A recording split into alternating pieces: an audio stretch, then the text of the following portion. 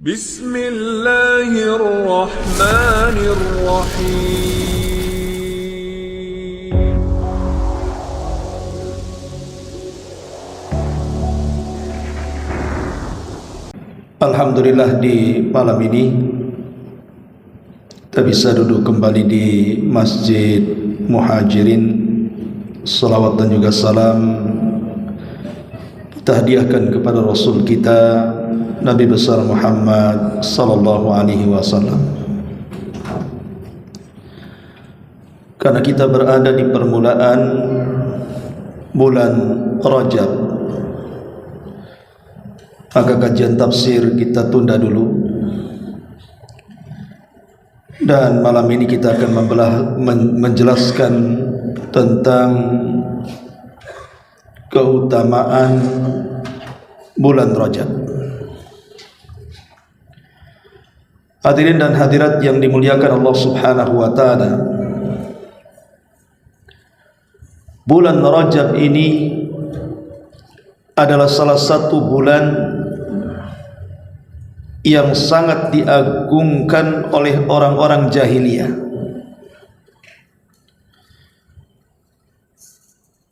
Bahkan setelah datang Islam, bulan ini juga tetap diagungkan oleh syariat Islam,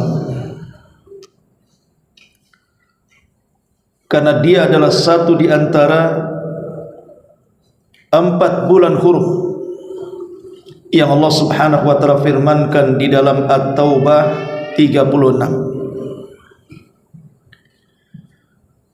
Bulan Rajab sendiri memiliki banyak nama. Ada yang mengatakan bulan Rajab ya Rajab. Rajab itu artinya keagungan, karena bulan ini adalah bulan yang sangat diagungkan di masa jahiliyah. Makanya orang-orang jahiliyah menyebutnya dengan sebutan Rajab. Ada juga yang mengatakan Rajab itu adalah bulan Al-Asam. Asam itu artinya tidak mendengar apapun. Karena di zaman jahiliyah kalau datang bulan Rajab, tidak ada suara pedang yang sedang berperang. Ada juga yang mengatakan bulan Rajab adalah bulan Asam, karena di bulan ini Allah Subhanahu wa taala mencurahkan rahmatnya untuk hamba-hambanya. Ada juga bulan Rajab itu disebut Rajam, karena syaitan mereka dirajam oleh Allah Subhanahu wa taala, dilempari oleh meteor-meteor dan gugusan bintang. Ada juga bulan Rajab disebut bulan Al-Haram atau bulan Hurum, karena di bulan ini tidak boleh seseorang itu melakukan banyak kemaksiatan, karena dosa orang yang melakukan kemaksiatan di bulan Rajab dilipat gandakan dosanya. Ada juga yang mengatakan bulan Rajab sebagai bulan Al-Fard. Ada juga yang mengatakan bulan Rajab disebut Syahrul Atirah, karena dahulu orang-orang jahiliyah suka menyembelih binatang di bulan Rajab. Dan begitu, di antara nama-nama Rajab ada sekitar 18 nama. Sebuah kaidah, contoh kiamat. Nama kiamat itu banyak, sampai Imam Ghazali dalam kitabnya Ihya Ulumuddin mengumpulkan sampai 70 lebih nama untuk hari Rajab. Banyaknya nama untuk bulan Rajab berarti bulan Rajab itu bukan bulan biasa, tapi bulan yang memiliki keistimewaan di hadapan Allah Subhanahu wa taala. Baik, sebelum saya menjelaskan tentang fadilah di bulan Rajab, dan juga amalan-amalan di bulan Rajab. Kita akan menjelaskan tentang yang terjadi di bulan Rajab, karena banyak sejarah besar di bulan Rajab yang terjadi di zaman dulu. Pertama, hijrah yang pertama yang dilakukan kaum muslim tahun kelima setelah diangkatnya Nabi SAW menjadi Nabi sebelum Rasul hijrah ke kota Madinah. Tahun kelima dari kenabian ini banyak para sahabat, sampai ada yang dibunuh seperti keluarga Ammar ibn Yasir, mati syahid, dibunuh di tangan Abu Jahal. Kemudian juga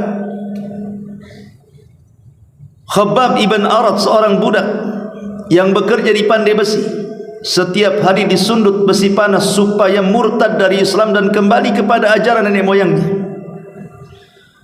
Dan banyak keganasan orang-orang kafir Quraisy. Makanya karena tidak tahannya para sahabat meminta izin kepada Rasul untuk hijrah saja dari Mekah. Tapi kan ketika itu belum ada tempat yang layak untuk hijrah. Maka Nabi SAW memilih agar mereka berangkat ke Ethiopia. Walaupun Ethiopia itu rajanya Nasrani dan mayoritasnya orang-orang Nasrani, tapi Nabi SAW mengatakan di hadapan para sahabat, aku dengar bahwa para sahabat dipimpin Utsman ibn Affan radhiyallahu anhu dan istrinya berangkat dari Mekah menuju Habasyah, dan ini hijrah pertama. Karena hijrah itu 3 kali.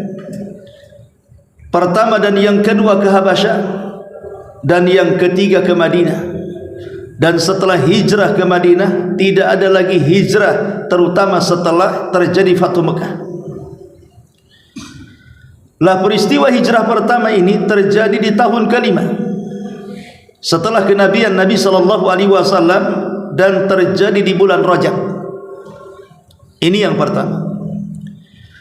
Yang kedua, peristiwa besar di zaman Nabi SAW dan merupakan mukjizat Nabi SAW. Apa itu? Isra dan Mi'raj. Isra dan Mi'raj itu terjadi di bulan Rajab, tepatnya di tanggal 26 bulan Rajab tahun ke-10 dari kenabian. Artinya, kenapa kemudian peristiwa ini terjadi? Tentu ada alasannya. Kita tahu bahwa peristiwa Isra Mi'raj itu di tahun yang disebut dengan Amul Hazni, tahun kesedihan. Kenapa tahun itu disebut tahun kesedihan? Karena Nabi SAW ditinggal meninggal oleh 2 orang yang sangat mendukung dakwahnya. Pertama, pamannya Abu Talib. Walaupun di atas kekafirannya, tapi dia mencurahkan seluruh harta, tenaga dan waktunya untuk membela Nabi, sehingga orang-orang Quraisy terutama para pembesar tidak bisa menyentuh Nabi. Yang kedua, istri tercintanya Khadijah meninggal di tahun yang sama. Makanya Nabi SAW sangat sedih. Saking sedihnya Nabi SAW terus menangis, dan kesedihannya tidak bisa dilupakan sampai 1 tahun. Makanya tahun itu disebut Amul Hazni, tahun kesedihan. Ditambah-tambah dengan meninggalnya 2 manusia mulia ini, orang-orang kafir semakin berani kepada Nabi. Tidak sewaktu 2 orang ini masih hidup, orang-orang kafir tidak berani.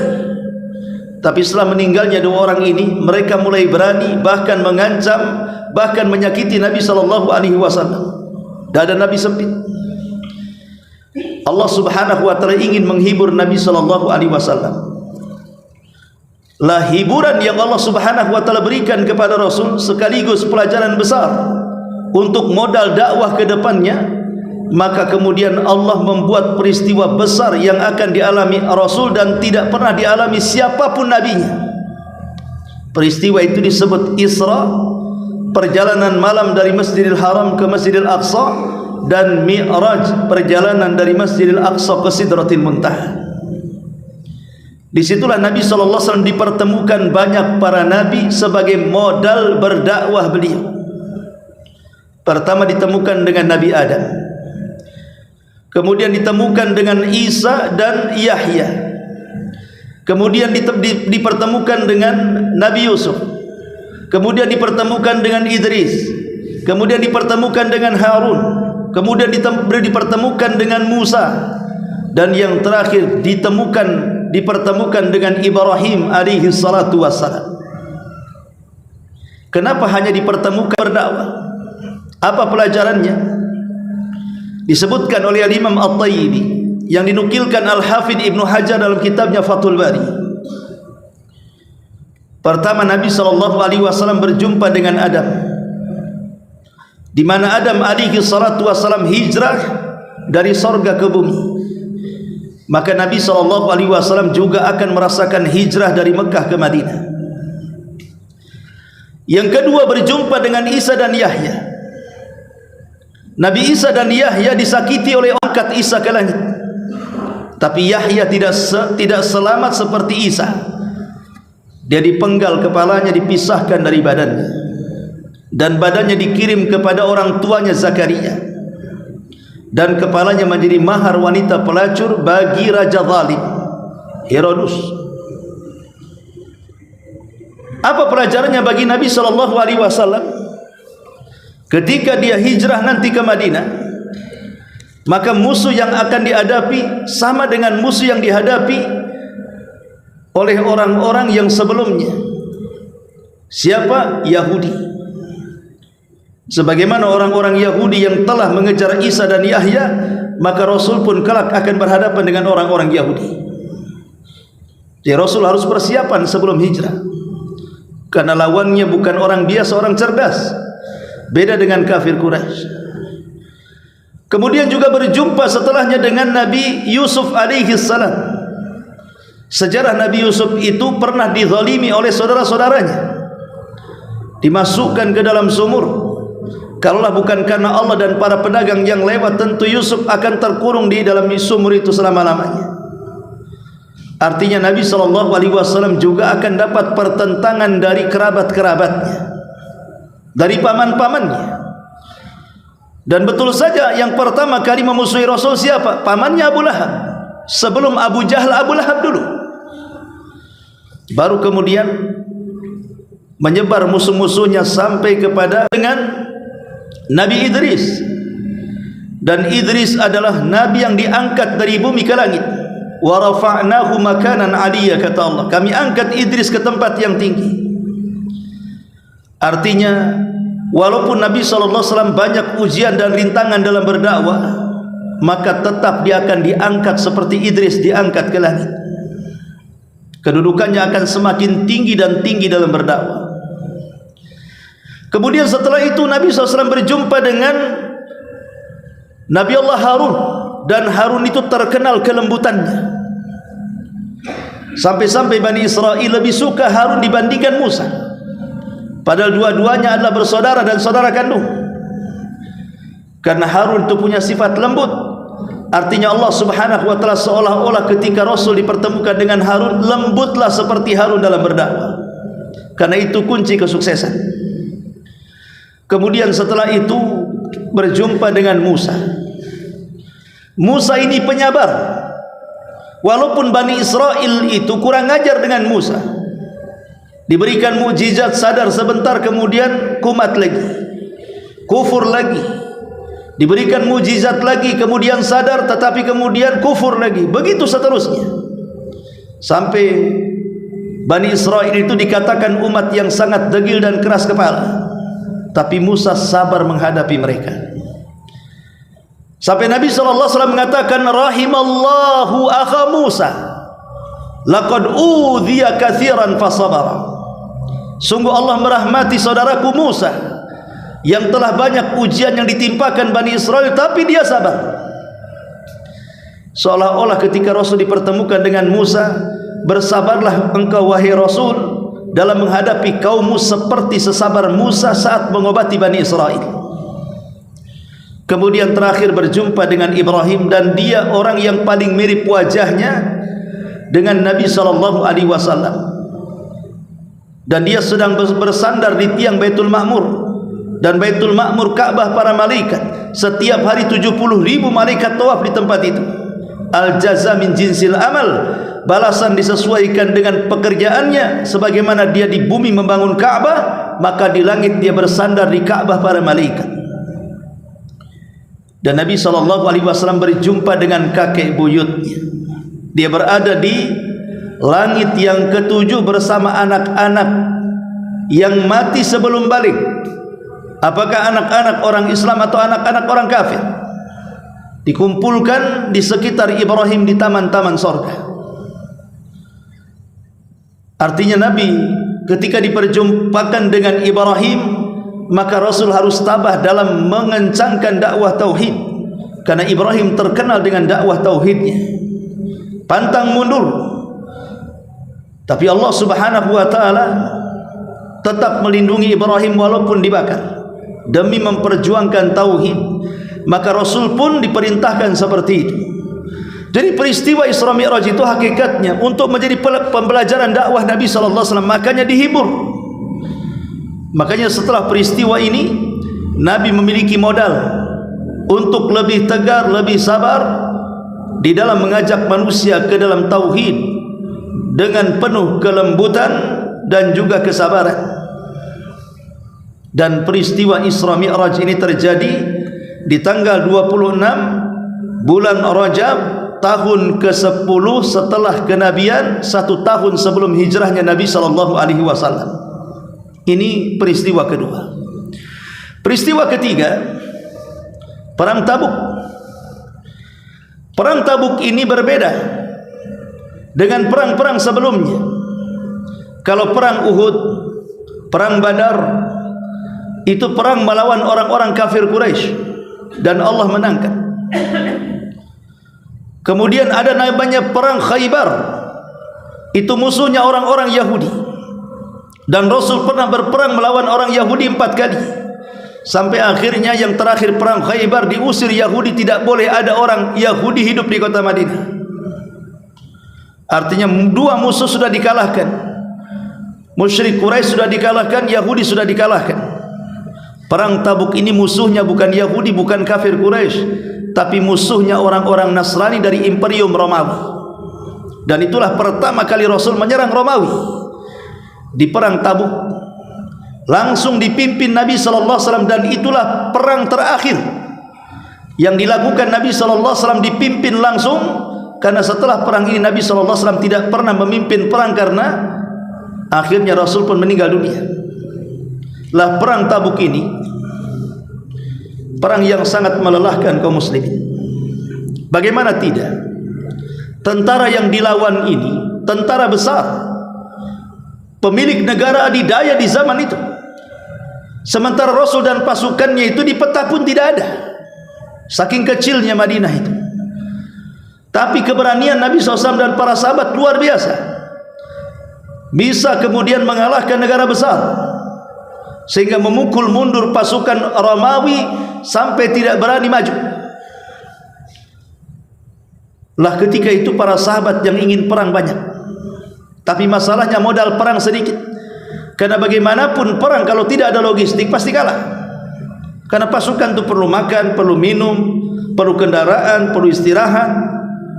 Kalau memang tidak ada logistik, tidak ada makanan, mungkin sebelum perang sudah kelaparan, mati di jalan.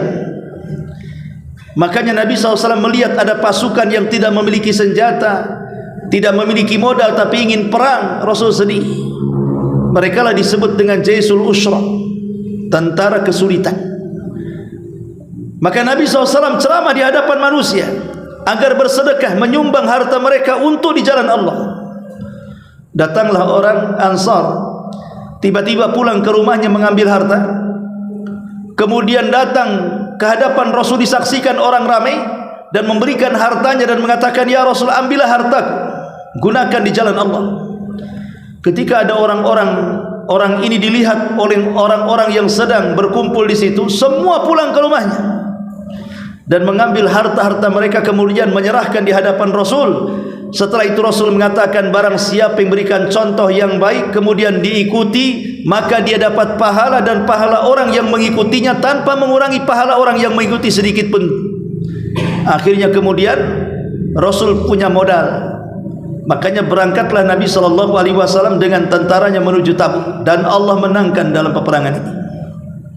Tapi ini perang terakhir yang dipimpin Nabi SAW. Ma'asyiral muslimin wal muslimat rahimakumullah, lah perang Tabuk ini terjadi di tahun ke-9 Hijriah, tepat di bulan Rajab. Karena tahun 11 Rasul meninggal. Artinya 2 tahun sebelum meninggal Nabi SAW terjadi perang Tabuk di bulan Rajab tahun ke-9 Hijriah. Kemudian juga peristiwa yang selanjutnya, peristiwa yang keempat, tahwilul kiblah, pengalihan kiblat. Ketika Nabi SAW berada di Mekah, Rasul menggunakan 2 kiblat dalam salat. Pertama ke Mekah, ke Ka'bah, yang kedua ke Baitul Maqdis. Jadi kalau Ka'bah di sini, Baitul Maqdis di sana, maka Rasul salatnya di sini menghadap Ka'bah yang nanti arahnya sampai ke Baitul Maqdis. Itu saat di Mekah. Tapi setelah kemudian ke Madinah, karena arahnya berbeda. Kalau menghadap Baitul Maqdis membelakangi Ka'bah, kalau menghadap Ka'bah membelakangi Baitul Maqdis. Ya. Maka Nabi SAW harus memilih ke Ka'bah ke Baitul Maqdis. Tapi demi kemaslahatan dakwah, Rasul tahu bahwa Baitul Maqdis tempat yang diagungkan orang-orang Yahudi. Akhirnya Nabi SAW memilih berkiblat ke Baitul Maqdis hanya untuk mengambil hati orang-orang Yahudi supaya lembut dan masuk Islam. Tapi sayang, orang Yahudi juga keras kepala. Tidak ada yang masuk Islam sepanjang Rasul di Madinah, hanya beberapa orang yang bisa dihitung dengan jari, tidak lebih atau tidak kurang dari 10 orang. Tokohnya pun yang masuk Islam cuma Abdullah ibn Salam, selebihnya tidak ada. Sampai Rasul mengatakan kalau ada 12 tokoh Yahudi masuk Islam, satu kota Madinah Yahudi pasti masuk Islam. Tapi dari 12 tokoh yang masuk Islam itu cuma satu yang masuk Islam, Abdullah ibn Salam. Ya.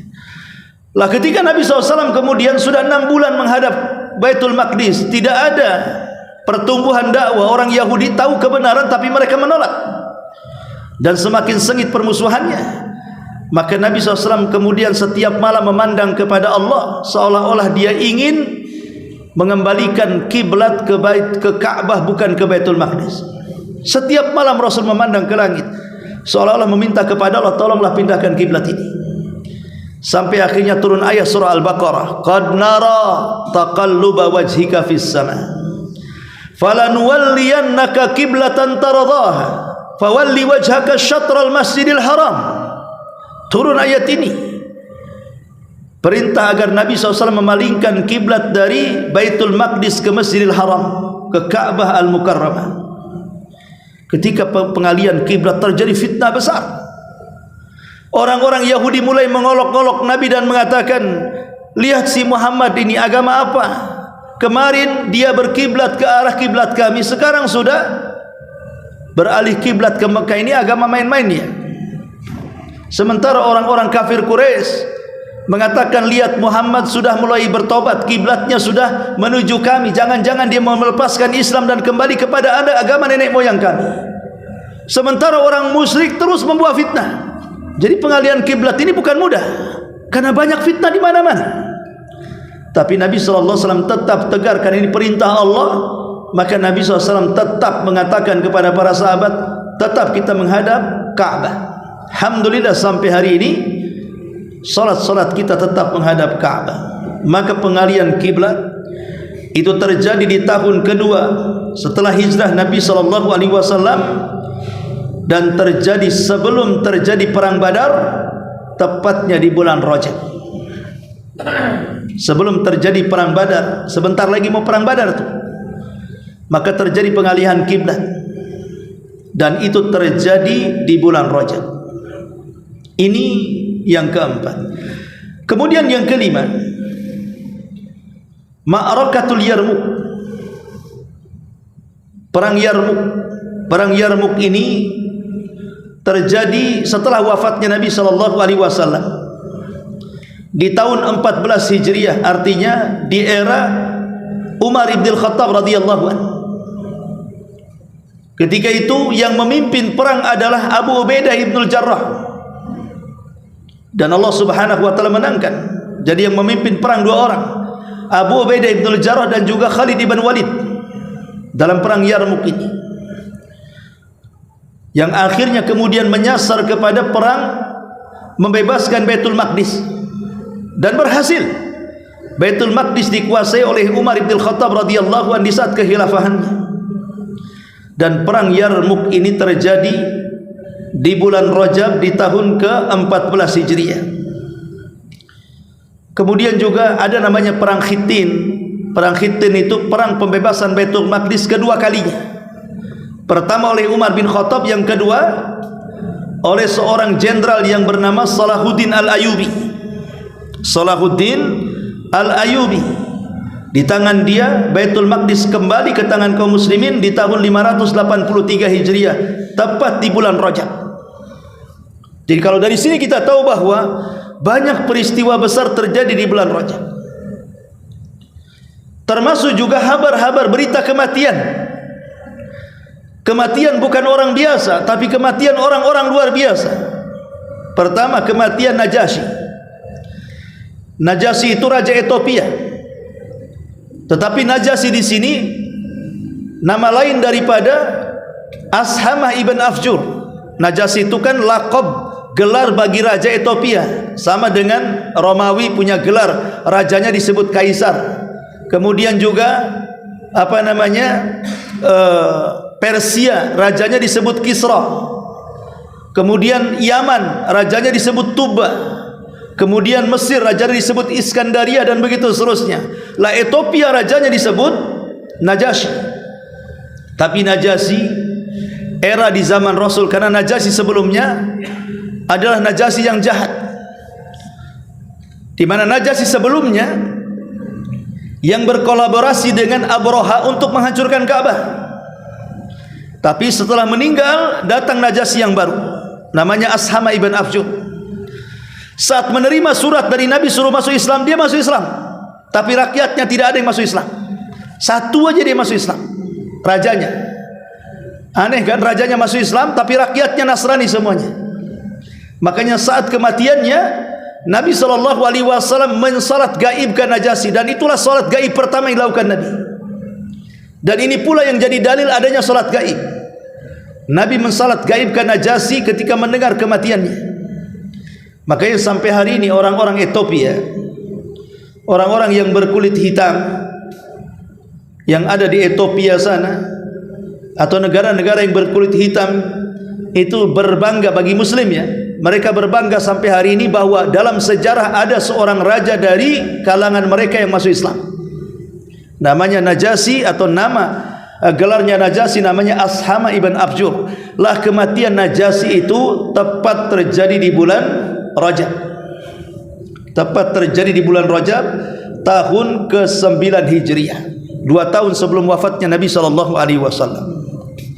Kemudian yang kedua, wafatnya pamannya Nabi SAW yang selama ini melindungi Rasul, bahkan merawat Rasul dari usia 8 tahun sampai menikah, sampai diangkat jadi Nabi, sampai akhirnya wafat. Jasanya besar. Dialah Abu Talib, yang sangat diinginkan Rasul hidayahnya, tapi hidayah milik Allah, bukan milik Nabi. Sampai mati dia tak masuk Islam.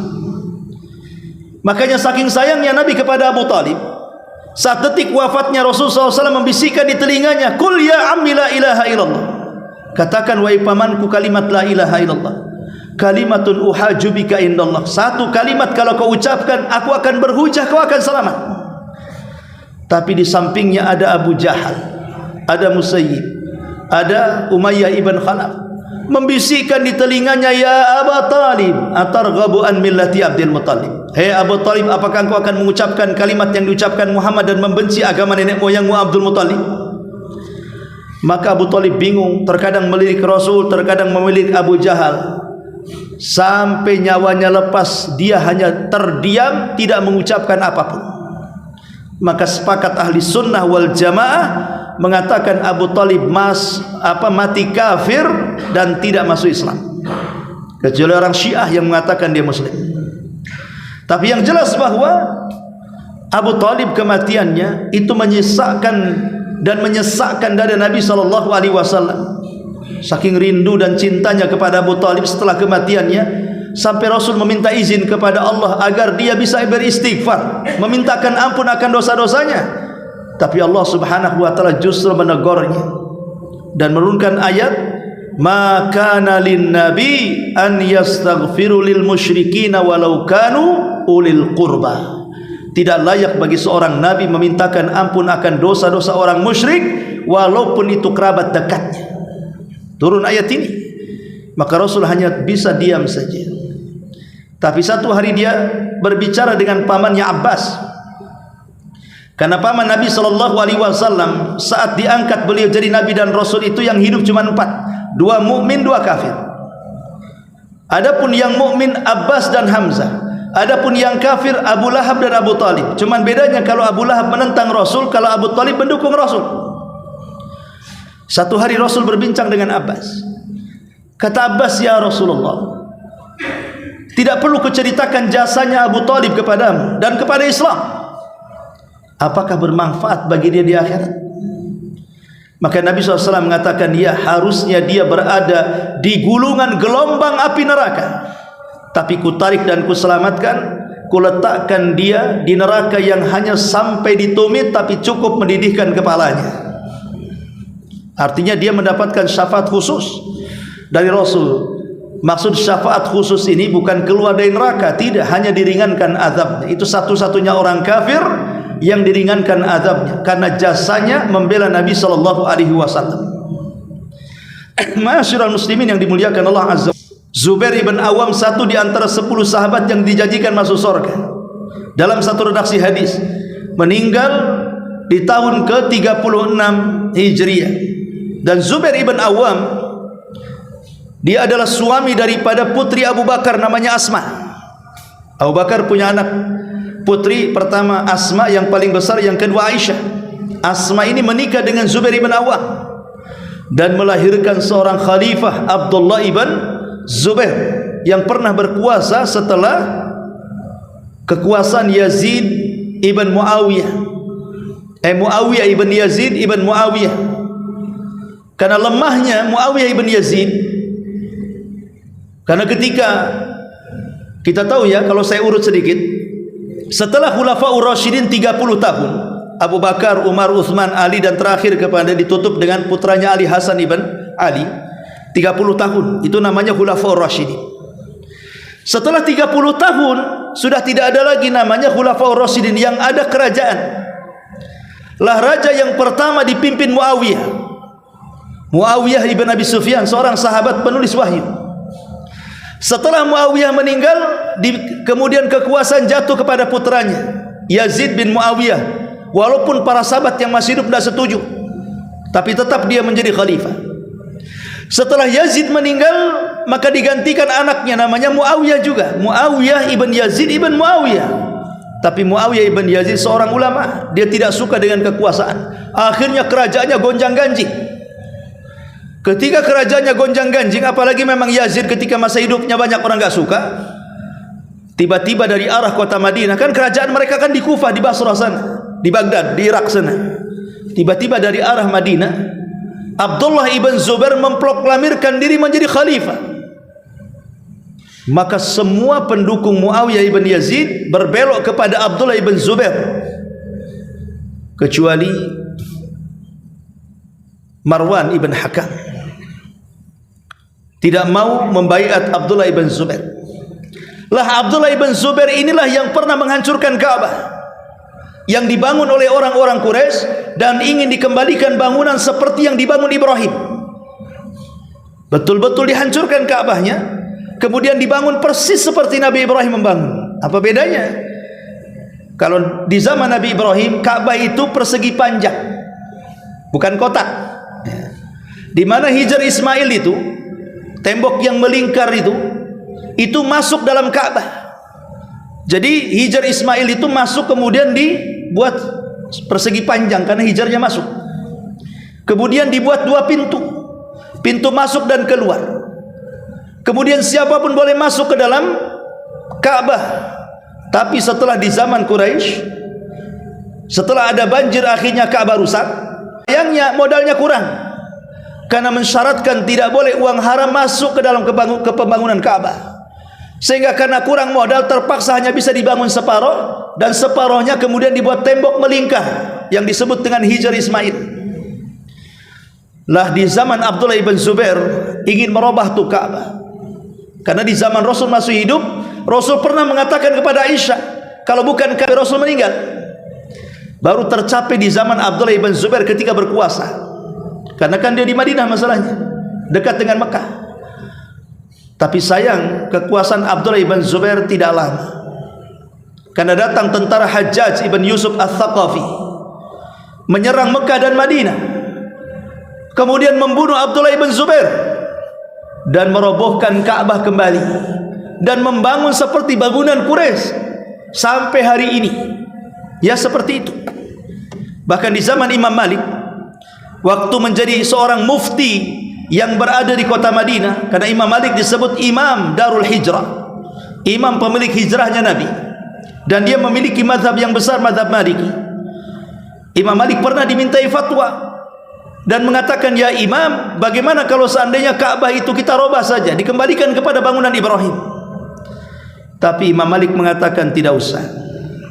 Nanti kalau seandainya Ka'bah itu kita bongkar, kemudian kita renovasi, nanti datang berikutnya dibongkar lagi, sampai kapan Ka'bah jadi permainan para penguasa?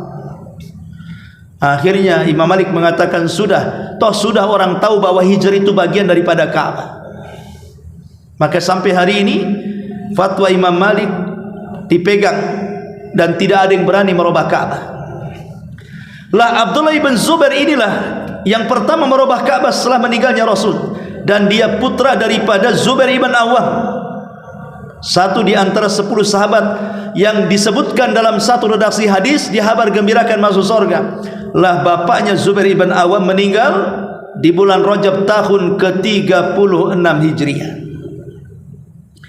Kemudian siapa lagi? Wafatnya Umar bin Abdul Aziz. Ma'ruf penguasa besar Umar bin Abdul Aziz. 2 tahun dia berkuasa. Dia menghabiskan orang-orang yang korupsi, ditangkapnya semua para koruptor. Akhirnya kekayaannya dikembalikan kepada rakyat. 2 tahun tidak ada orang miskin. Sampai orang yang sedekah bingung cari orang miskin.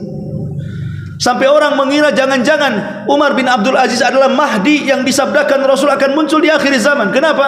Karena adil sekali dalam kepemimpinannya. 2 tahun menerapkan sistem zakat, tidak ada orang miskin.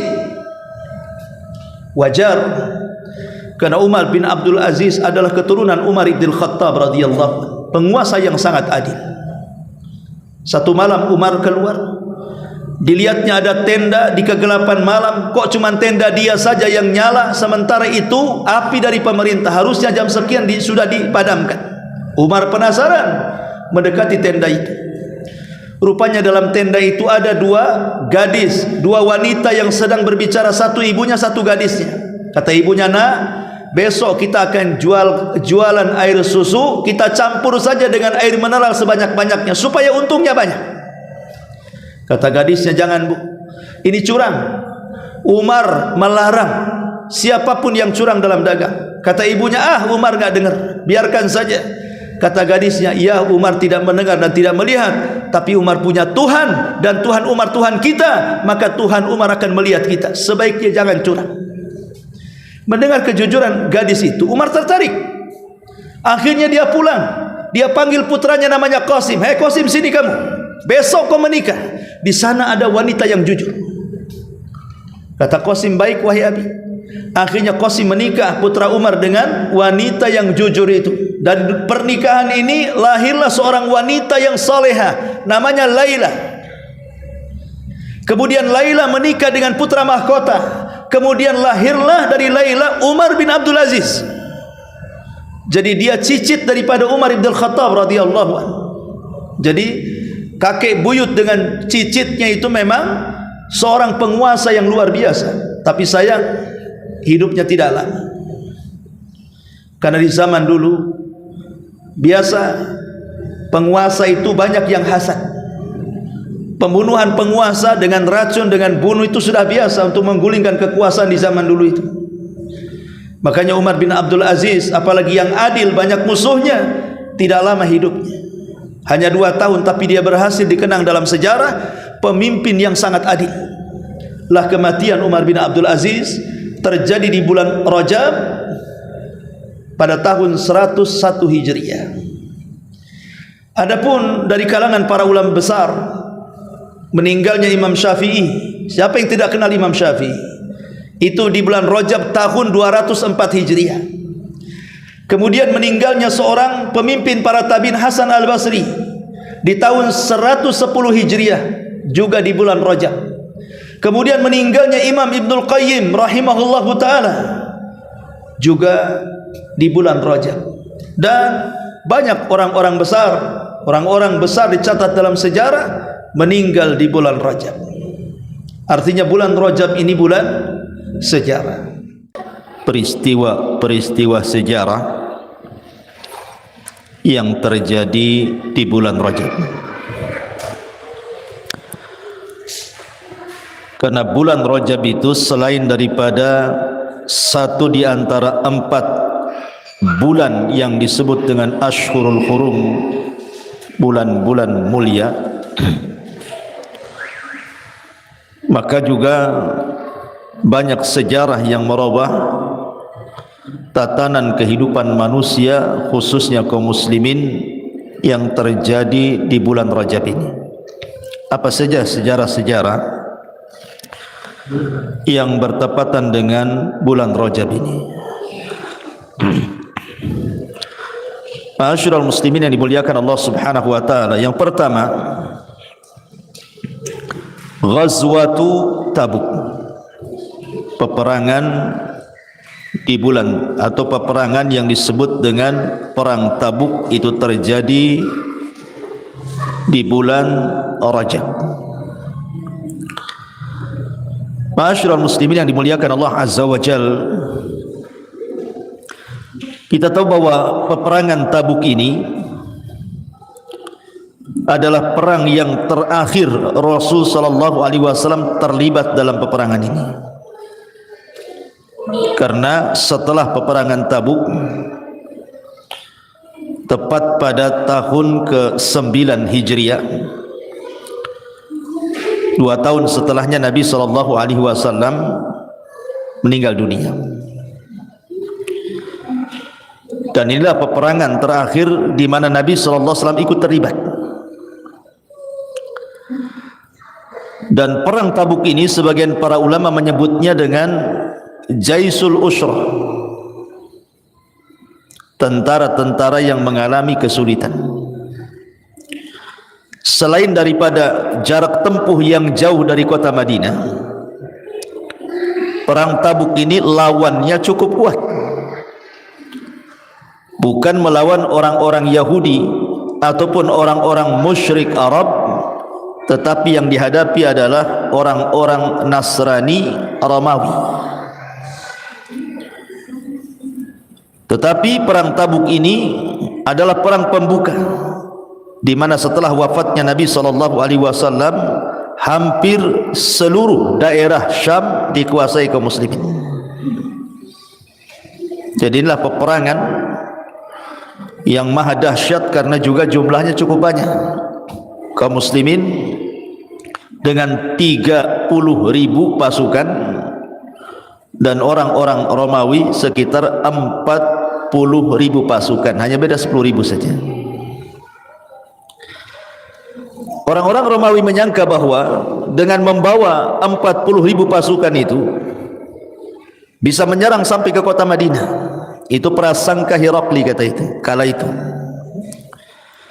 Tetapi tanpa disadari, kemudian tentara Nabi sallallahu alaihi wasallam bergerak dari kota Madinah sampai ke Tabuk tanpa diketahui orang-orang Romawi. Sementara ketika itu perang Tabuk ini kan perang di musim panas, dengan perbekalan yang tidak cukup, sehingga para sahabat banyak selama perjalanan itu memakan dedaunan, kelaparan mereka. Tetapi dengan semangat jihad, tidak pantang mundur, tetap saja mereka bergerak sampai ke sebuah tempat. Di situ ada sumur yang disebut dengan Ainu Tabuk. Makanya perangnya disebut perang Tabuk karena dinisbatkan kepada mata air di situ. Nah, ketika orang-orang Romawi melihat pasukan kaum muslimin yang begitu banyak, gentar mereka, ketakutan. Akhirnya mereka belum lagi terjadi peperangan, sudah lari tunggang langgang pulang kembali ke Syam. Sehingga Nabi SAW bisa mencaplok beberapa daerah dari kekuasaan Romawi seperti Daumah, Al-Jandal dan begitu seterusnya di sekitarnya, dan mereka diharuskan membayar jizyah. Artinya ini peperangan besar. Coba anak-anak, yang dilakukan oleh Nabi SAW dan para sahabatnya pertama kali melawan orang-orang Romawi Nasrani dan dimenangkan oleh kaum muslimin. Subhanallah. Lah, perang Tabuk ini terjadi pada bulan Rajab. Ini yang pertama. Yang kedua, peristiwa yang kedua yang merubah sejarah juga adalah hijrah yang pertama yang dilakukan para sahabat Nabi SAW ke Habasyah, Ethiopia. Dan itu terjadi 8 tahun sebelum hijrah Nabi. Karena Nabi SAW hijrah itu pada tahun berapa? 13 setelah diangkatnya beliau menjadi Nabi dan Rasul. Artinya 13 tahun tinggal di Mekah. Tahun kelima para sahabat hijrah ke Ethiopia. Karena ketika itu Nabi SAW mempertimbangkan kondisi para sahabat yang mereka tidak sanggup menghadapi siksaan orang-orang kafir Quraisy. Sebagian mereka ada yang digiring ke padang pasir, diikat di batu, dicambuk seperti Bilal bin Rabah. Sebagian mereka ada yang dibunuh, seperti keluarga Ammar ibn Yasir. Ibunya Sumayyah dibantai, bapaknya Yasir dibunuh. Kemudian Ammar pun dipaksa untuk murtad. Sebagian mereka ada yang diletakkan besi-besi panas seperti Khabbab ibn Arat. Dan banyak lagi yang dialami para sahabat Nabi SAW sehingga kelemahan kaum muslimin mengharuskan mereka hijrah. Makanya Nabi SAW mengarahkan agar kaum muslimin hijrah pertama kali ke mana?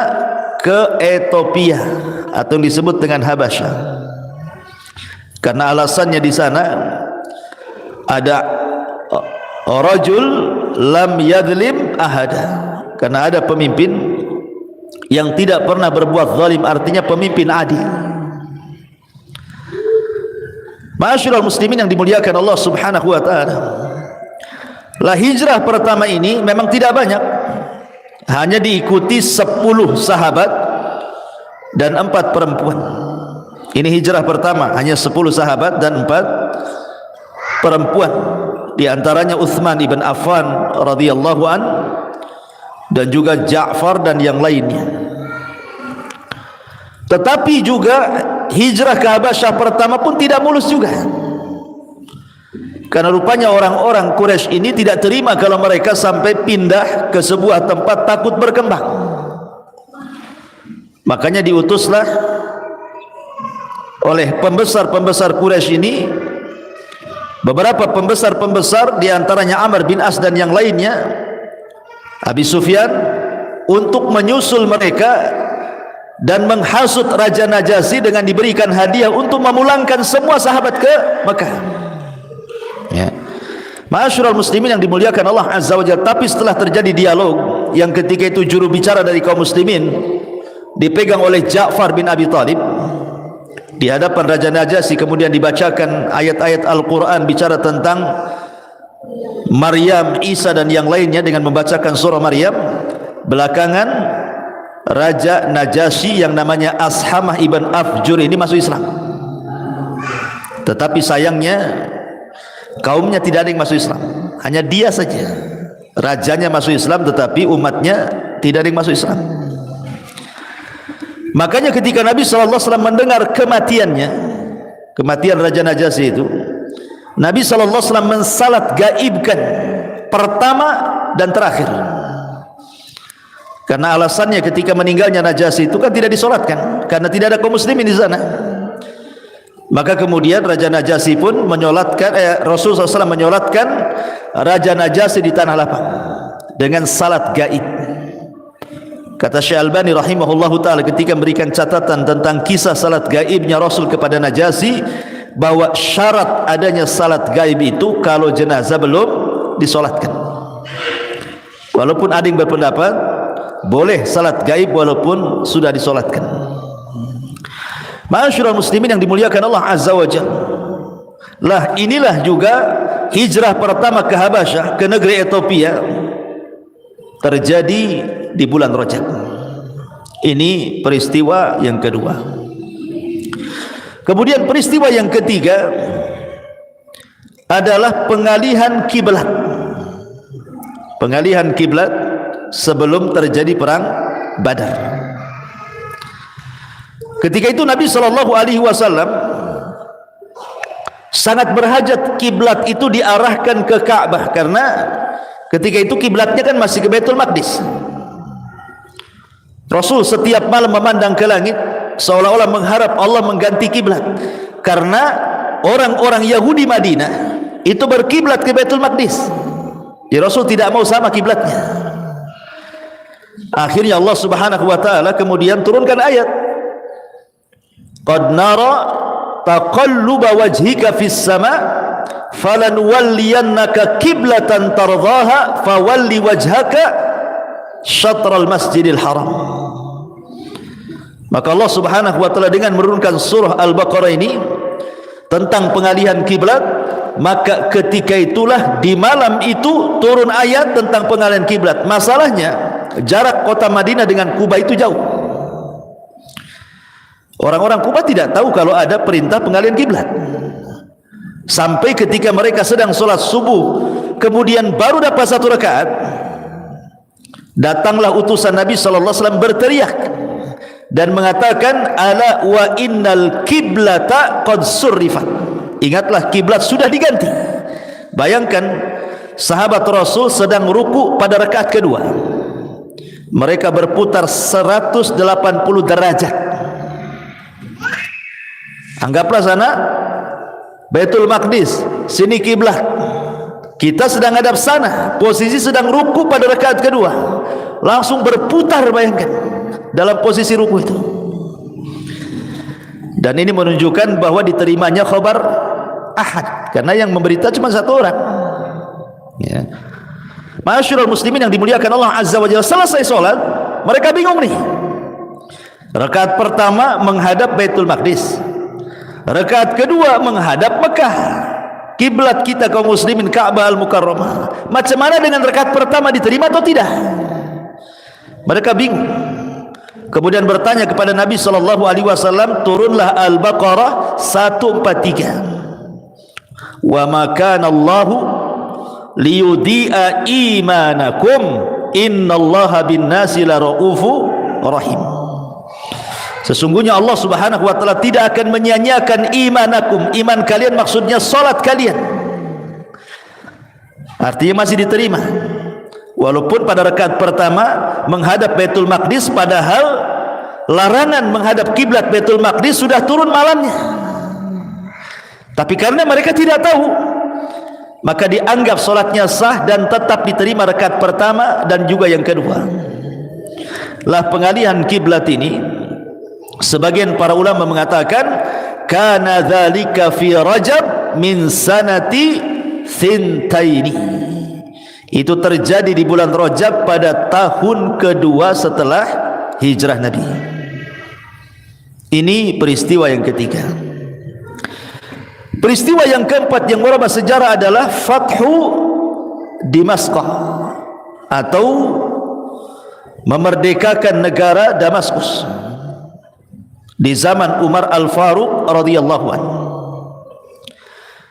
Ketika tentara dipimpin oleh Abu Ubaidah ibn Jarrah dan sebagai mustasyarnya, pemberi saran yang sangat luar biasa hebatnya, Khalid ibn Walid memimpin pasukan. Ketika itu baru saja mencaplok negeri Urdun. Kemudian mereka bingung, ada dua pilihan, ada dua tempat yang harus diserang. Yang pertama Baitul Maqdis, yang kedua Damaskus. Mereka bingung, ini sama-sama tempat yang strategis masalahnya. Akhirnya kemudian Umar bin Khattab radhiyallahu an menyarankan agar mereka berangkat ke Damaskus. Sebab kalau bisa mengalahkan Damaskus, maka Baitul Maqdis akan mudah dikalahkan. Maka berangkatlah pasukan dibagi dua, satu dipimpin oleh Khalid ibn Walid dan satu dipimpin oleh Abu Ubaidah ibnul Jarrah. Coba anak-anak tuh ya buyar nih ya. Jadi ketika kemudian mereka berangkat, kemudian sampai di mana? Di Damaskus, tepat di Jumadil Akhir. Tepat di Jumadil Akhir mereka sudah sampai itu. Dan mereka sudah mulai melakukan pengepungan, karena ketika itu bagaimanapun orang-orang Nasrani terbiasa mereka membentengi negara mereka dengan benteng tinggi-tinggi, sulit untuk ditembus masalahnya. Kemudian mereka membuat parit-parit besar. Maka ini kesulitan tersendiri bagi kaum muslimin untuk menyerang Damaskus tuh. Sampai akhirnya kemudian ketika betul-betul kemudian mereka bisa masuk dari dua pintu, sebelah pintu barat dan timur, di mana Khalid bin Walid mengambil sebelah pintu timur dan Abu Ubaidah mengambil sebelah pintu barat. Rupanya terjadi perang hebat antara pasukan Damaskus dengan pasukan Khalid bin Walid. Tetapi dari sebelah barat tidak terjadi peperangan, karena Abu Ubaidah pandai melobi sehingga terjadi islah. Ya. Lah tepat kemudian di bulan Rajab, maka Damaskus jatuh ke tangan kaum muslimin, pegang oleh Abu Ubaidah ibn Jarrah dan Khalid ibn Walid radhiyallahu anhu. Lah pembebasan kota Damaskus itu terjadi di bulan Rajab. Ya. Ini peristiwa yang keempat.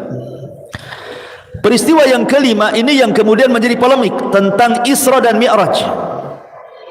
Karena yang masyhur di masyarakat dan banyak juga di kitab-kitab tarikh, bahwa peristiwa Isra Mi'raj itu terjadi pada tanggal 27 bulan Rajab. Ini yang masyhur di masyarakat. Bahkan di kitab-kitab tarikh sendiri memang disebut seperti itu, 27 Rajab. Soal tahunnya menjadi polemik. Apakah 1 tahun sebelum hijrah, ataukah kemudian 5 tahun sebelum hijrah, ataukah 1 bulan sebelum hijrah? Wallahu a'lam. Dari sini, dari segi tahun menjadi polemik, sehingga kita tidak bisa menjazmkan, menentukan bahwa Isra Mi'raj itu terjadi 1 tahun sebelum hijrah, ataukah 5 tahun sebelum hijrah, atau 1 bulan sebelum hijrah. Walaupun ada hadis yang dhaif, yang lemah dari Musa ibn Uqbah dari Zuhri, bahwa Isra Mi'raj itu 1 tahun sebelum hijrah, tapi hadisnya lemah. Hadisnya lemah. Ini yang kalaupun seandainya mau dipilih, maka mungkin ini yang paling dekat, 1 tahun sebelum hijrah. Masalahnya tentang bulan. Apakah Isra Mi'raj itu terjadi di bulan Rajab tanggal 27 atau kapan? Ma'asyiral muslimin yang dimuliakan Allah Subhanahu wa taala, tidak ada satupun hadis yang sahih ya, ataupun athar dari kurun mufaddalah, sahabat, tabi'in, tabi'ut tabi'in, yang menjelaskan tentang bulannya. Apakah dia bulan Rajab atau di luar Rajab? Sehingga kemudian sulit sekali kita ini menentukan kapan terjadi Isra Mi'raj itu, baik secara tahun ataupun secara bulan, apalagi secara hari. Tetapi yang masyhur di masyarakat Dan juga ada sebagian kitab-kitab sejarah itu mencantumkan bahwa Isra Mi'raj itu terjadi pada tanggal 27 bulan Rajab tahun atau sebelum 1 tahun sebelum hijrahnya Nabi SAW. Itu yang masyhur. Tapi secara dalil tidak ada. Tidak bisa menjazmkan gitu ya masalahnya. Dan kebanyakan ini yang diambil oleh umumnya masyarakat kita kan. Kalau sudah di akhir-akhir bulan Rajab, ramailah orang yang memperingatkan peristiwa Isra dan Mi'raj ini. Ma'asyiral muslimin yang dimuliakan Allah Subhanahu wa taala. Taib. Kemudian peristiwa yang lain adalah tentang Sariyah yang diutus Nabi SAW. Ingat ketika saya menjelaskan 8 peperangan sebelum perang Badar. Salah satunya adalah delegasi yang diutus untuk mengintai keberadaan orang-orang Quraisy yang disebut dengan Sariyah Abdullah bin Jahas. Yang diutus 8 orang itu. Lah ketepatan di bulan Rajab membunuh, kemudian mengambil ghanimahnya. Sehingga kemudian terjadi polemik. Dan ini menjadi kemudian berita hangat di masa itu. Lihat, Muhammad telah merobek bulan hurum katanya. Karena Sariyah yang diutus Abdullah bin Jahas ini menghadang kafilah tepat di akhir bulan Rajab. Dan ada yang dibunuh 1 orang. Kemudian diambil ghanimahnya, dibawa balik ke Madinah. Sehingga kemudian banyak para sahabat yang menyalahkan kejadian ini. Akhirnya kemudian ya pusinglah Abdullah bin Jahas ini dan juga pasukannya, sampai akhirnya kemudian turun ayat yang membenarkan apa? Membenarkan apa yang dilakukan oleh Abdullah bin Jahas. Yas'alunaka 'anil syahril haram qitalun fihi qul qitalun fihi kabir wa saddun an sabilillahi wa kufrun bihi wal masjidil haram wa ikhraju ahlihi minhu akbaru indallah. Akhirnya Allah turunkan ayat ini karena ketika itu kan orang-orang musyrik memprovokasi.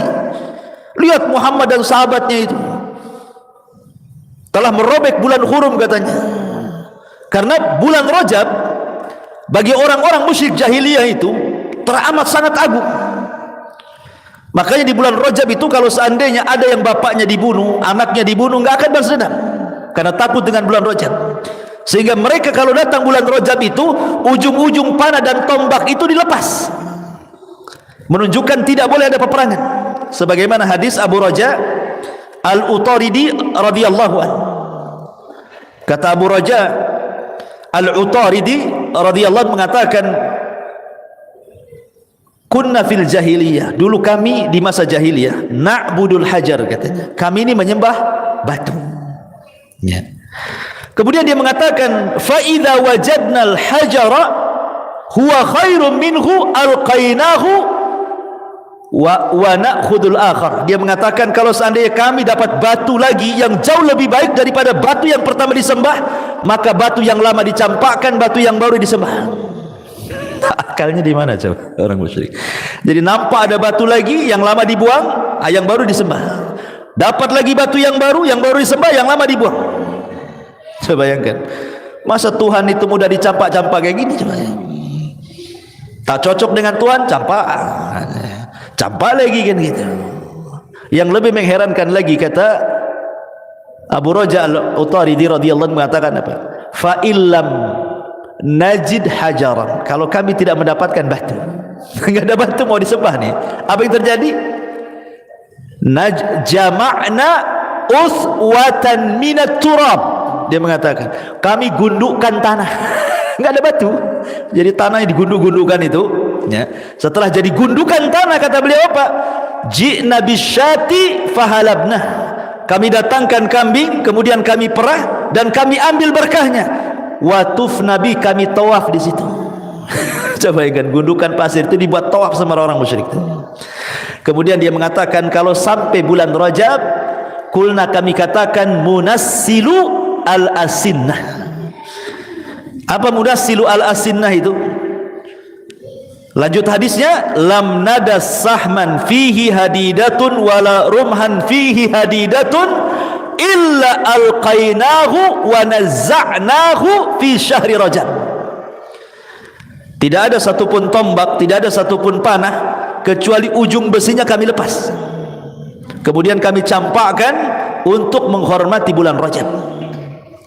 Makanya dalam syariah Abdullah ibn Jahsh ini ketika kemudian dia mengambil ghanimah dan membunuh, wah ini kesempatan orang-orang musyrik memprovokasi kabilah-kabilah Arab untuk memusuhi Nabi yang tadinya loyal akhirnya musuh kan gitu. Masa kemudian bulan Rajab dirobek seperti ini ya. Tapi kemudian Allah turunkan ayat. Sekarang apa yang dilakukan Abdullah ibn Jahsh ini dengan mencegat kafilah dagangnya orang-orang Quraisy, kemudian terbunuh satu orang dan diambil ghanimahnya, lebih berat mana dosanya dibandingkan para sahabat yang dibunuh, dibandingkan para sahabat yang diusir dari Mekah ke Madinah, dibandingkan mereka yang menyebarkan kekufuran, dibandingkan mereka yang menyiksa para sahabat? Lebih berat mana? Seolah-olah seperti itu. Makanya Allah turunkan ayat yas'alunaka anis syahril haram. Mereka bertanya-tanya tentang bulan-bulan haram. Katakan ya Muhammad, ya, yas'alunaka anis syahril haram qitalun fihi, kul qitalun fihi kabir. Ya, memang berperang di bulan haram itu termasuk Rajab itu dosa besar. Allah tidak menafikan itu, tetapi wasaddun an sabilillah, orang-orang musyrik yang sudah menghalang-halangi orang untuk masuk Islam, wa kufrum bihi, memaksa orang untuk kufur kembali, wal masjidil haram, tidak boleh orang masuk ke Masjidil Haram ketika umrah pertama, mereka dihalang-halangi, wa ikhraju ahlihi, diusir orang-orang Mekah sampai ke Madinah, sampai ke Habasyah, akbar indallah, itu lebih besar dibandingkan apa yang dilakukan Abdullah bin Jahsh itu. Turun ayat ini pembelaan. Lah syariah yang diutus Rasul yang dipimpin oleh Abdullah bin Jahsh ini terjadi di bulan Rajab. Kenapa? Karena jelas kan pembunuhannya kan terjadi di bulan Rajab. Makanya orang-orang Arab bangkit ketika itu. Nah, ini juga syariah Abdullah bin Jahsh itu terjadi di bulan Rajab. Kemudian juga Wafdul Ansar. Wafdul Ansar artinya utusan orang-orang Ansar yang pertama kali beriman sebelum terjadi pembaiatan Aqabah yang pertama. Itu juga terjadi di bulan Rajab. Taib. Adapun peristiwa-peristiwa yang lain dari kematian orang-orang besar di bulan Rajab, seperti umpamanya meninggalnya Khalifah Ar-Rashid Umar ibn Abdul Aziz. Umar bin Abdul Aziz itu meninggal di bulan Rajab. Umar bin Abdul Aziz ini ikhwatu fiddin muliakan Allah subhanahu wa ta'ala adalah Umar kedua, karena memang dia juga turunan Umar bin Khattab ya. Jadi Umar bin Abdul Aziz ini tidak lama berkuasa, memang hanya 2 tahun beberapa bulan saja, tetapi bisa merubah kaum muslimin menjadi negeri yang damai, tidak ada orang miskin di zamannya, sampai orang bersedekah sulit, padahal 2 tahun lebih saja. Sehingga kemudian menjadi polemik kematiannya. Umar bin Abdul Aziz ini kan menjadi polemik kematiannya. Kenapa kematiannya? Ada yang mengatakan bahwa kematian Umar bin Abdul Aziz itu sebagaimana yang diceritakan oleh istrinya Fatimah bintu Abdul Malik, yang disebutkan oleh Imam Ibnu Sa'ad dalam Tabaqat dari Ibnu Lahiyah, bahwa sababu maradihi wa mautihi huwa al-khawfu minallah wal ihtimamu bi amrin nas, karena rasa takutnya kepada Allah yang bersangatan, kemudian banyak memikirkan urusan manusia, akhirnya jatuh sakit kemudian meninggal. Ini satu pendapat. Pendapat yang kedua tidak, karena Umar bin Abdul Aziz ini kan memberantas para koruptor di zamannya, memenjarakan orang-orang jahat, betul-betul ditegakkan hukum keadilan sehingga dimusuhi. Akhirnya kemudian dia punya budak, punya pembantu, kemudian didekati oleh musuh-musuhnya, saya akan merdekakan kamu dan saya akan berikan engkau dengan ribuan dinar, cukup meletakkan racun di minuman Umar bin Abdul Aziz. Pembantunya tidak mau. Dia tahu. Tetap diberikan hadiah apapun sampai dimerdekakan pun dia tidak mau. Sampai akhirnya pembantunya ini, budaknya Umar bin Abdul Aziz, akhirnya diancam kalau tidak mau dibunuh. Ketika antara takut dan senang ingin merdeka, takut juga gitu kan, terpaksalah dia meletakkan racun di minuman Umar bin Abdul Aziz, kemudian terminum. Sebab itulah dia sakit parah dan sebab itulah kematiannya. Bahkan sebelum matinya dia tahu siapa yang meracun sebenarnya, budaknya. Makanya dipanggil, budaknya itu dipanggil, ya. Kemudian ditanya, karena orang-orang ketika itu mengira bahwa Umar bin Abdul Aziz itu masyhur disihir. Dia tidak disihir, dia diracun. Maka ketika kemudian dipanggil gulamnya, pembantunya ini, ditanya, waihaka ma hamalaka ala an taskini sub, apa yang membawamu kau meletakkan racun di minumanku? Maka dia mengatakan, 1000 dinarin, 1000 dinar, dan aku dijanjikan akan dimerdekakan. Maka Umar bin Abdul Aziz mengatakan, hat al-af, kemarikan yang 1000 dinar itu. Kemudian Umar bin Abdul Aziz mengatakan, idhab haitsu la yaraka ahad, pergi kamu, jangan ada satupun orang yang melihatmu. Habis itu Umar bin Abdul Aziz menutupi, padahal sudah tahu kalau bisa dieksekusi mati loh, meracun raja. Tapi Umar bin Abdul Aziz tetap merahasiakan kepada budaknya dan mengatakan, idhab haitsu la yaraka ahad, pergi saja kamu, yang penting jangan ada orang tahu, tapi sini uangnya. Akhirnya dimasukkan ke Baitul Mal. Selepas itu dia meninggal. Lah meninggalnya Umar bin Abdul Aziz itu di bulan Rajab, wallahu a'lam. Ini kematian orang besar di bulan Rajab. Kemudian yang kedua, selain daripada kematian Umar bin Abdul Aziz, adalah kematian Raja Ethiopia Najasyi. Itu pun terjadi di bulan Rajab. Kemudian juga meninggalnya Imam Syafi'i. Meninggalnya Imam Syafi'i itu juga terjadi di bulan Rajab tahun 204 Hijriah atau lebih, ya. Dan dia dikubur di Mesir. Bulannya kata para ulama yang masyhur adalah bulan Rajab, ya. Termasuk juga Al-Imam Ibnul Qayyim rahimahullahu ta'ala. Al-Imam Ibnul Qayyim rahimahullahu ta'ala juga meninggal di bulan Rajab. Imam Ibnul Qayyim rahimahullahu ta'ala meninggal di bulan Rajab. Itulah di antara peristiwa-peristiwa yang terjadi di bulan Rajab. Baik, sedikit kita akan bicara tentang hukum-hukum seputar Rajab. Ma'asyiral muslimin yang dimuliakan Allah Subhanahu wa taala. Masyhur dari kalangan Syiah. Dari kalangan Syiah itu, orang-orang Syiah itu biasa melakukan ibadah salat yang disebut dengan salat raghaib. Bahkan di negeri kita juga ada sebagian tempat itu yang melaksanakan salat raghaib. Apa sih salat raghaib itu? Jadi salat raghaib itu biasanya dilakukan di hari Jumat. Jadi Kamisnya puasa yang disebut dengan puasa Rajabiyah.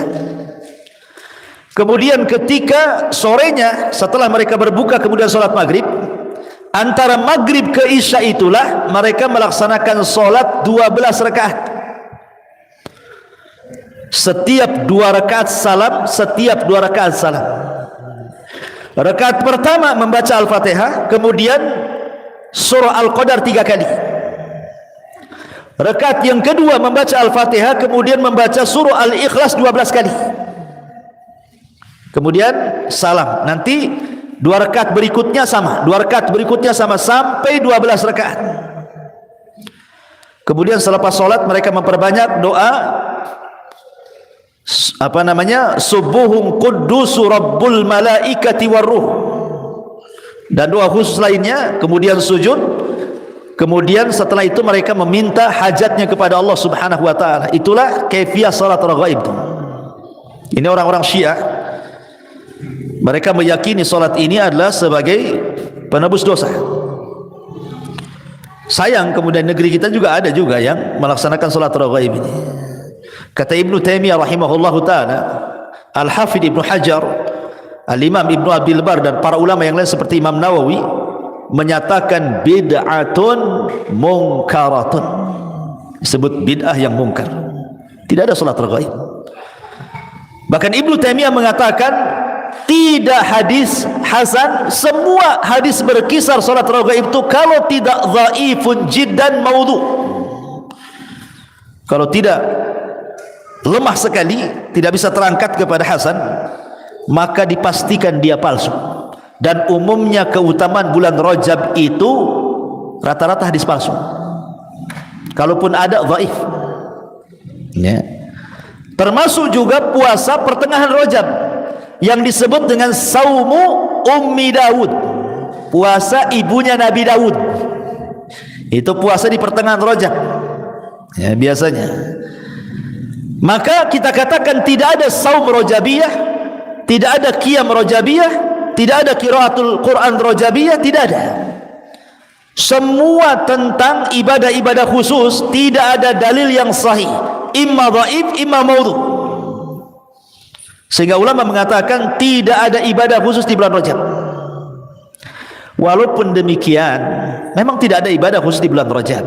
Akan tetapi kata para ulama, karena Rajab ini adalah satu di antara Ashhurul Hurum, satu di antara 4 bulan hurum yang diisyaratkan dalam surah At-Taubah 36, kemudian ditafsirkan dalam hadis Sahih Bukhari dari Abi Bakrah radhiyallahu an, kata Nabi sallallahu alaihi wasallam, as-sanatu 12 syahran minha arba'atun hurum, salasatun mutawaliyatun dzulqa'dati wa dzulhijjati wal muharram war rajabul mudhar bainal jumada wa sya'ban. 1 tahun 12 bulan. Dari 12 bulan Allah kecualikan 4 bulan yang disebut Ashhurul Hurum. 3 berturut-turut letaknya, Dzulqa'dah, Dzulhijjah, Muharram. Ini berturut-turut. Yang 1 terpisah yang disebut dengan Rajab Mudhar. Pertanyaan, kenapa disebut Rajab Mudhar? Apa Mudhar itu? Ulama mengatakan bahwa kenapa Rajab dinisbatkan kepada Mudhar? Mudhar ini kabilah. Jadi dahulu di zaman jahiliyah, anak-anak Nizar itu ada Rabi'ah, ada Mudhar. Ada 2 kabilah besar, kabilah Rabi'ah dan kabilah Mudhar. Semua anak-anak daripada kabilah Nizar berselisih tentang bulan Rajab. Kabilah Rabi'ah mengatakan bahwa bulan Rajab itu sama dengan Ramadan. Ya, Ramadan itulah Rajab. Maka mereka mengatakan bulan Ramadan tidak boleh perang karena itu bulan Rajab. Tapi kabilah Mudhar bertahan, tidak. Rajab bukan Ramadan, Rajab ya Rajab. Artinya bulan yang terletak setelah Jumadil Akhir dan bulan Syaban yang kita lalui lah ini bulan Rajab. Sehingga karena kabilah Mudhar itu sangat mengagungkan luar biasa kepada bulan Rajab, ketika kabilah-kabilah Arab mereka menyobek kehormatan bulan-bulan hurum, berperang di bulan hurum, kemudian dipindah bulan hurum kepada bulan yang lain, kabilah Mudhar tidak. Sejak itulah Rasul memuliakan orang-orang Mudhar dan menisbatkan Rajab kepada Mudhar. Makanya hadisnya war Rajabul Mudhar bainal Jumada wa Sya'ban. Dan Rajab Mudhar yang terletak di antara Jumadil Akhir dan bulan Sya'ban. Itulah sejarahnya kenapa disebut Rajab Mudhar. Ya. Ma'asyiral muslimin yang dimuliakan Allah Azza wa Jalla. Lalu apa makna Rajab itu? Ra jim ba. Ya. Dalam bahasa Arab kalau saya katakan rajabtu syai'a ay azzamtuhu, aku merajabkan sesuatu, maknanya aku mengagungkan sesuatu. Jadi ra jimba itu maknanya adalah ta'zim, agung. Jadi bulan Rajab itu bulan yang sangat agung. Karena masalahnya dia bulan al-asar, terpisah dari 3 bulan hurum dan mendekati Ramadan. Sehingga Al-Hafidh Ibnu Rajab Al-Hambali, Al-Hafidh Ibnu Rajab Al-Hambali di dalam syarah, di dalam Fathul Bari syarah daripada Sahih Al-Bukhari mengatakan Rajab ini adalah syahrul ghirasah. Syahrul al-ghirasah. Apa maknanya syahrul ghirasah itu? Beliau mengatakan Rajab syahru zar'in, wa Sya'ban syahru syakin, wa Ramadan syahru hasadin. Kata Al-Hafidh Ibn Rajab Al-Hambali, dia mengatakan Rajab itu bulan menanam, kemudian Sya'ban bulan mengairi, kemudian Ramadan bulan memanen. Jadi kalau saya analogikan seperti ini, antum punya sawah, punya ladang. Bulan pertama antum cangkuli ladangnya, antum tanam bijinya, antum siram bijinya, kemudian tumbuhlah, anggaplah pohon cabai ke pohon tomat atau apa namanya, ya, mulai tumbuh tuh, ya. Kemudian bulan kedua, kemudian antum terus pupuk dan antum sirami, mulai keluar buahnya. Kemudian di akhir bulan kedua buahnya sudah matang, siap panen. Bulan ketiga antum tinggal petik. Itu maknanya. Jadi kalau kita analogikan istilah para ulama, Rajab bulan menanam, kemudian Sya'ban bulan mengairi, kemudian Ramadan bulan menuai. Kita analogikan dengan ibadah. Antum kalau latih di bulan Rajab ini, anggaplah tarawih, salat malam, qiyamul lail, baca Quran, puasa gitu ya. Kemudian istiqomah sampai ke Sya'ban, maka antum tidak akan mengalami kefuturan di bulan Ramadan. Karena futurnya manusia ibadah di bulan Ramadan itu jawabannya ada di Rajab. Kan kalau sampai Ramadan itu kan banyak orang futur tuh. Salat di belakang imam yang kepanjangan saja keprotes. Panjang kali imam ini katanya. Masa Al-Baqarah dilibas dia katanya. Akhirnya carilah imam yang pendek bacaannya, enak tuh di masjid sana. Kenapa? Rakaat kedua kulu terus katanya. Rakaat situ 1 juz, apa itu katanya. Banyak orang futur. Dibuatnya lari orang sholat tarawih itu karena futur. Kenapa mereka futur sholat tarawih? Jawabannya di bulan Rajab, ya. Baca Quran malas, baru sebentar ngaji udah sariawan, tidak bisa diteruskan, ya. Apalagi puasa. Puasa itu subhanallah banyak yang futur. Jadi bawaannya itu lemas saja, maunya itu tidur, ya. Habis subuh itu tidur sampai duhur, habis duhur kepanasan mandi, tidur lagi sampai asar. Jadi siapnya mata itu habis asar saja sampai maghrib. Itu pun sibuk cari pasar kaget, carilah itu makanan. Habis buka dihantam semua. Tarawih nguap-nguap, wah, gak jelas. Kan itu futur dia, ya kan? Puasa aja futur, ya. Kadang-kadang sok-sokan pula itu kalau lagi buka tuh, mana kurma katanya. Kenapa cari kurma? Sunnah katanya. Ingat pula sama sunnah. Giliran sholat maghrib tak sholat pula. Kan banyak orang gak sholat puasa itu, tapi ingat sunnah lupa wajib, ya. Banyak orang seperti itu. Lah kenapa terjadi seperti ini coba? Kefuturan dalam qiyamul lail, kefuturan dalam baca Quran, kefuturan dalam puasa. Jawabannya di bulan Rajab.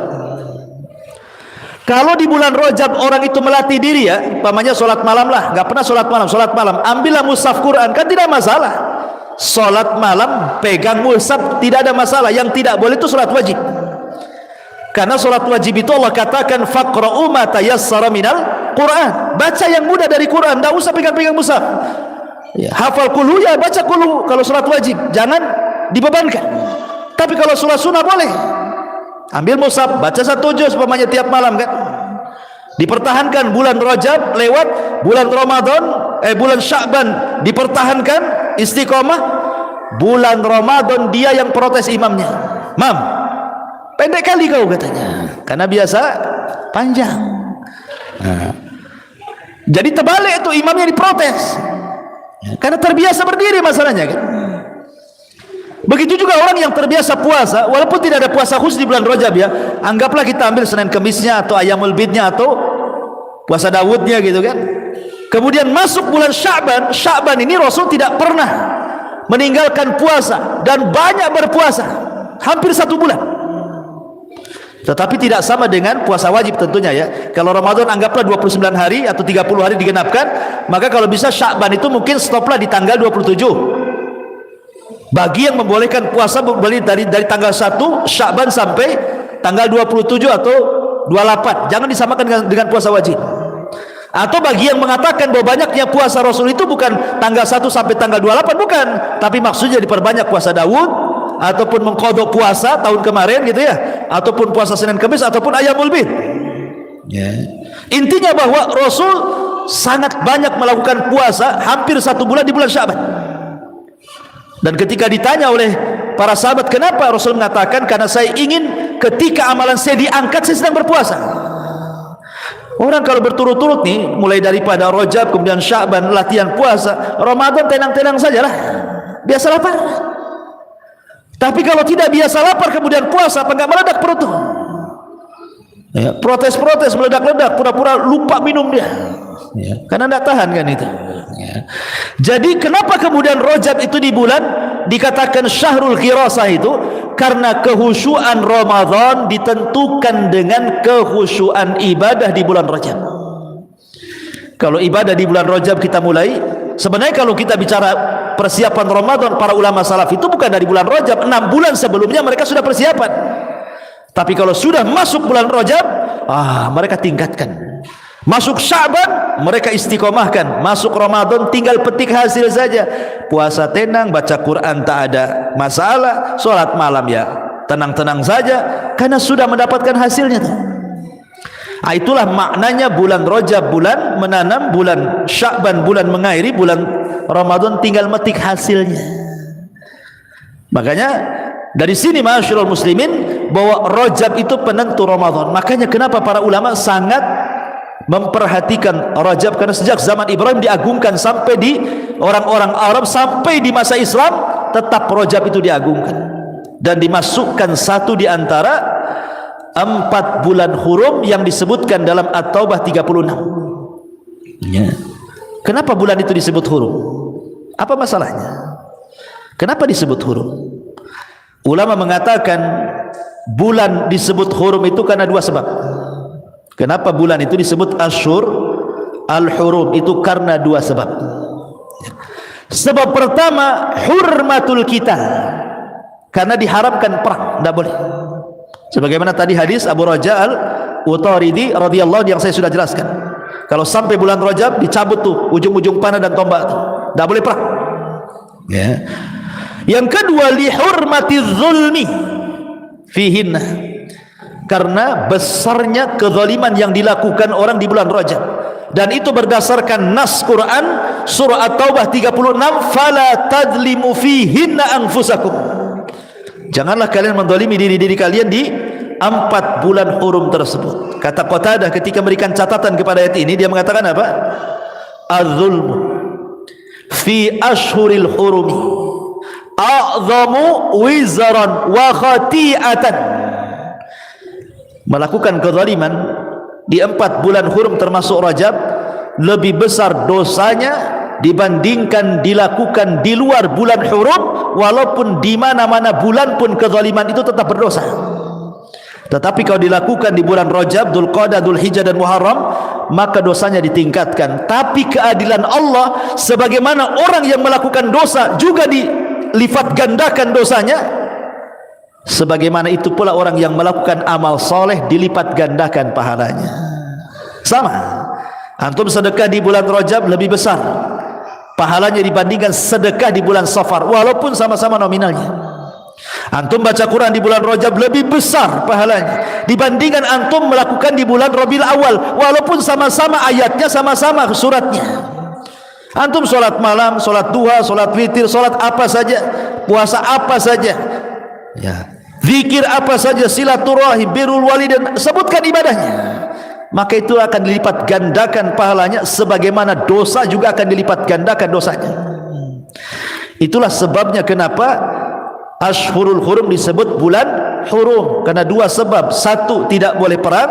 Yang kedua, karena kemaksiatan dilipat gandakan dosanya.